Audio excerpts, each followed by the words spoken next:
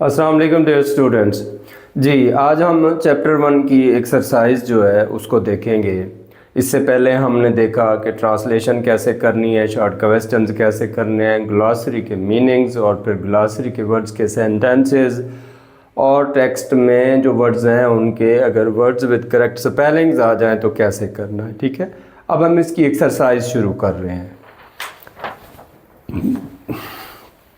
जी ये देखें, ये आपकी एक्सरसाइज में ए एक्टिविटी है। Write the contextual meanings of the following words, then consult thesaurus to find out their synonyms. इसमें आप देख रहे हैं वर्ड है रिमार्केबल। ये वर्ड उन्होंने दिया है स्पेशली गुड। नीचे है अबैंडन, गिव अप और बिस्टोड, कॉन्फेरड। ठीक है, बाकी वर्ड्स जो हैं वो ग्लॉसरी में तकरीबन मौजूद हैं, जो इम्पोर्टेंट थे वो मैंने आपको बता दिए। उसके बाद ये है match column A with B to find the meanings of the words. ठीक है, ये वर्ड्स दिए गए हैं, बहुत इजी हैं, आप आसानी से इनको देख सकते हैं। ठीक है, चाम है, कशिश, कंपोज, लिखना, सिविलाइजेशन, तहजीब, फेथ, ईमान, इरेडिकेट, ख़त्म करना, इलाक्वेंट, फसीह बलीग, बिस्टोड विद, अता करना, डिमॉलिश, तबाह करना, प्रोसलटाइजिंग, तबलीग व तब्दीली, एवरलास्टिंग, हमेशा रहने वाली चीज़, एम्बॉडीमेंट, मुजस्सम, पैकर, केयस, इंतशार, वर्ज, कनारा, वंडर, हैरत, डिग्निटी, शान व शौकत। तो फिर इसी तरह इधर से भी एलिमिनेट, ख़त्म करना। ठीक है, और इधर इरेडिकेट है। ठीक है, इधर इरेडिकेट है। तो अब इसका मतलब ये है कि एलिमिनेट जो है ये सिनोनिम है इरेडिकेट का। उसके बाद बिलीफ है, तो ये फेथ है। ठीक है, फेथ है। तो इस तरह से आपने इनके सिनोनिम्स जो हैं वो ट्रेस आउट करने हैं। राइट लिखना होता है, यहाँ कंपोज है। ठीक है, कल्चर्स, तहजीब है, अट्रैक्शन, कशिश है, कॉन्फर एज अ गिफ्ट, तोहफे के तौर पर अता करना, फ्लुएंट, फसीह बलीग, प्रीचिंग, तबलीग, डिस्ट्रॉय, तबाह करना, लिविंग एग्जाम्पल, जिंदा मिसाल, एम्बॉडीमेंट। ठीक है जी, एम्बॉडीमेंट। और नेवर एंडिंग, कभी ना ख़त्म होने वाली, एज, कनारा, कन्फ्यूजन, इंतशार, बदनज़मी, प्राइड, फ़ख्र, सरप्राइज़, हैरत। ठीक है, तो इनको मैच करना है। अब आ जाएं जी, ये सी एक्टिविटी है। Use the following words in sentences. ठीक है, century, conquest, influential, determination, delegation, quietly, urge, ignorance. ठीक है ना, एक दफ़ा उन्होंने ये क्वाइटली जो है, क्वाइटली, इसको भी सिनोनिम में दे दिया है अंडरलाइन करके, और पूछा गया है कि ये इन चारों में से कौन इसका सिनोनिम। स्लोली है, क्विकली है, साइलेंटली है, हेस्टली है। ठीक है, तो इस तरह से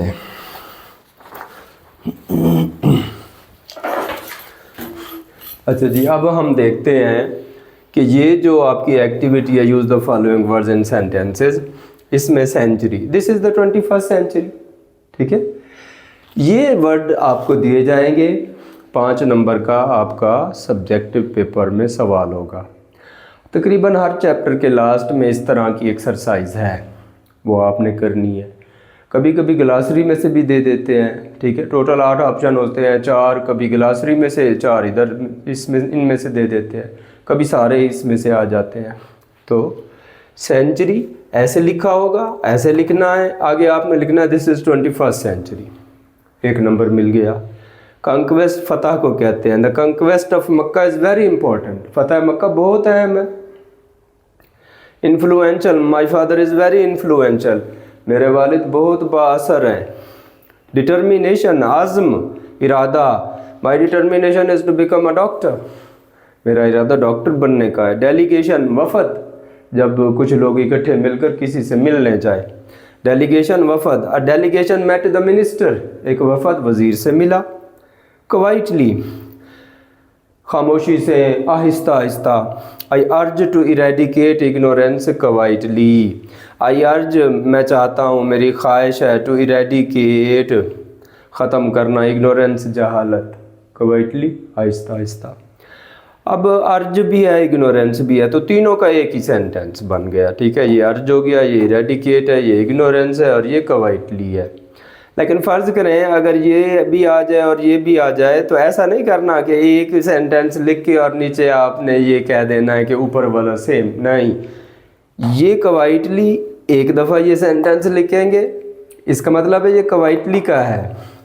फिर अर्ज के लिए दोबारा सेंटेंस लिखेंगे, उसका मतलब ये होगा कि अर्ज के लिए लिखा है, ठीक है जी। ठीक है, ये आपकी एक और एक्टिविटी आ गई एडजेक्टिव्स की, ठीक है।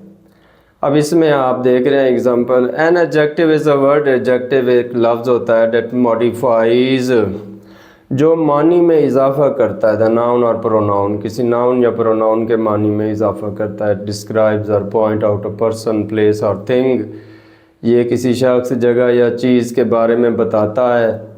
और टेल द नंबर और क्वांटिटी, या तादाद या मिकदार बताता है। ईजी, मिसाल के तौर पर, अ फेमस पोएट। अब ये फेमस पोएट अगर आपको दिया जाए और फेमस अंडरलाइन हो तो ये एडजेक्टिव होगा। ऐसा लफ्ज़ जो हमें किसी नाउन या प्रोनाउन के बारे में मज़ीद बताए। पोएट जो है ये नाउन है और फेमस हमें बता रहा है कि मशहूर शायर है। अच्छा जी, अब ये एक्टिविटी आ गई। Ashfaq Ahmed was a writer. Ashfaq Ahmed एक बहुत अच्छे राइटर हैं पाकिस्तान के और मशहूर राइटर हैं। तो बी ऑप्शन, फेमस।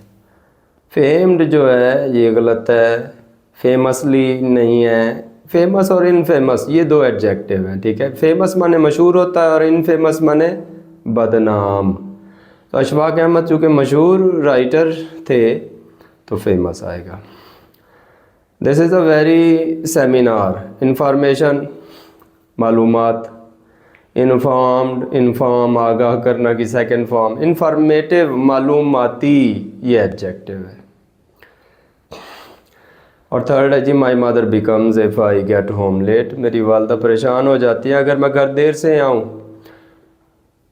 तो एंग्जाइटी परेशानी है, नाउन है। एंक्शस, परेशान, एडजेक्टिव है जी, ये करेक्ट है। एंग्जाइटीज़ जमा है, एंग्जाइटी की, नाउन है। एंक्शसली, एडवर्ब है। आ गया जी, it is to get the correct information from the university office. तो एडवाइजेबल है जी इसका, ठीक है। ये ऑप्शन करेक्ट है जी इसका, एडवाइजेबल। पाँचवें का, who is for this chaos, कौन इस इंतशार का ज़िम्मेदार है। रेस्पॉन्डिंग, रेस्पॉन्सिव, रेस्पॉन्सिबल, ठीक है।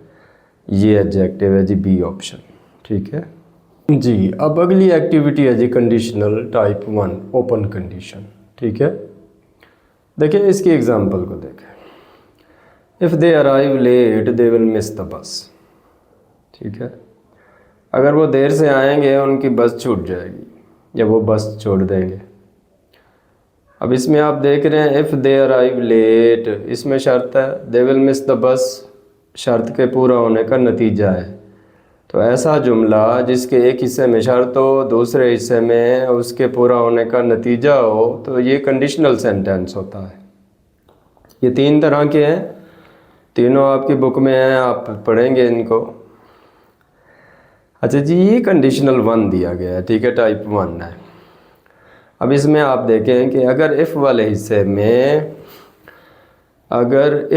हिस्से में इफ़ दे अराइव लेट, अगर ये प्रेजेंट इंडेफिनेट में हो, फर्स्ट फॉर्म हो, एस वाली फॉर्म हो, इज़ एम-आर हो, और दूसरे हिस्से में विल चल और फर्स्ट फॉर्म हो, तो ये कंडीशनल 1 होता है, ठीक है। इफ़ या व्हेन वाले हिस्से में फर्स्ट फॉर्म हो या एस वाली फॉर्म हो या इज़ एम-आर हो, दूसरे में विल और फर्स्ट फॉर्म हो या विल बी शैल बी हो, तो ये कंडीशनल 1 होता है, ठीक है। नीचे ये सेंटेंसेस दिए गए हैं और आपको कहा गया है कि इनको फिल करें। ये सारे भी कंडीशनल 1 है, ठीक है। ये 10 सेंटेंसेस हैं। If I see Aslam I will him to dinner tomorrow, if I see Aslam I will invite him to dinner tomorrow, ठीक है। तो ये जो इनवाइट है वो यहाँ पे आएगा। If I out I will turn off the TV. If I will go out, अगर बाहर जाऊँगा टीवी बंद कर दूँगा, ठीक है जी। इसी तरह से ये आपने फिल करने हैं। ये इस तरह से भी आ सकते हैं, if I see Aslam I will have to dinner tomorrow. और नीचे अगर आपको हरी गिव इनवाइट सेल दे दें तो आप इनवाइट लगाएंगे। लेकिन अगर इसमें I will invite him to dinner tomorrow लगा हुआ और आपसे पूछें कि ये कौन सा कंडीशनल है, तो आप इन सब का कहेंगे कि ये फर्स्ट कंडीशनल है। अच्छा जी, इसके बाद डी एक्टिविटी है put the suitable verbs in the given blanks, ठीक है। अब इसमें फर्स्ट है यानी सूटेबल वर्ब्स। आप देख रहे हैं एक सेंटेंस है, I living in this house since 1970। अब इसमें has been, have been, was और विल बी, ये वर्ब हैं 4। अब इनमें से एक यहाँ पे लगाना है। देखें इस सेंटेंस का तर्जुमा करें तो मतलब ये है कि मैं 1970 से इस घर में रह रहा हूँ। ऐसा काम जो माजी में शुरू हो अब भी जारी हो, ये होता है प्रेजेंट परफेक्ट कंटिन्यूअस, जिसमें हैज़, हैव, बीन और आईएनजी फॉर्म लगती है। अब देखिए हमारे पास करेक्ट ऑप्शन कौन से हैं, हैज़ बीन भी है, हैव बीन भी है, लेकिन चूँकि आई के साथ हैव लगता है तो हम हैव बीन वाला ऑप्शन चुनेंगे। तो ये बन जाएगा I have been living in this house since 1970।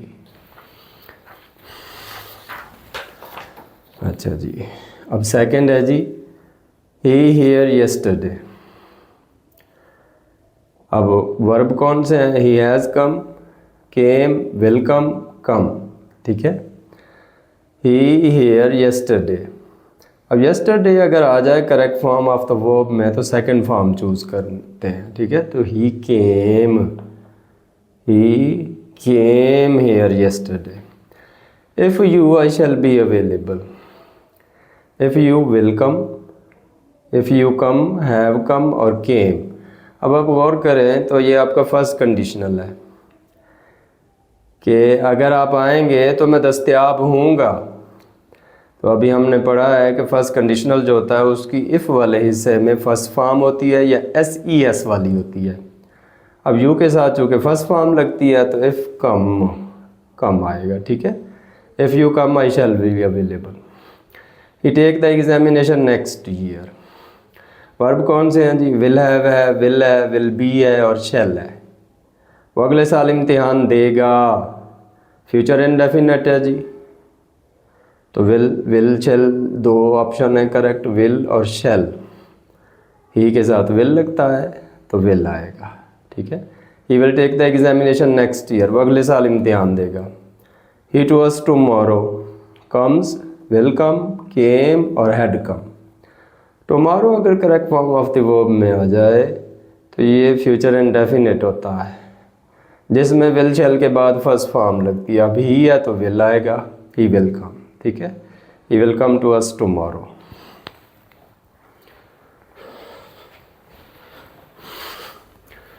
जी, तो ये एक्सरसाइज थी चैप्टर नंबर 1 की। इसमें जो इम्पोर्टेंट चीज़ें थी वो हमने कवर की हैं। आप भी इसको तैयार करें, इंशाल्लाह मिलते हैं अगले चैप्टर में।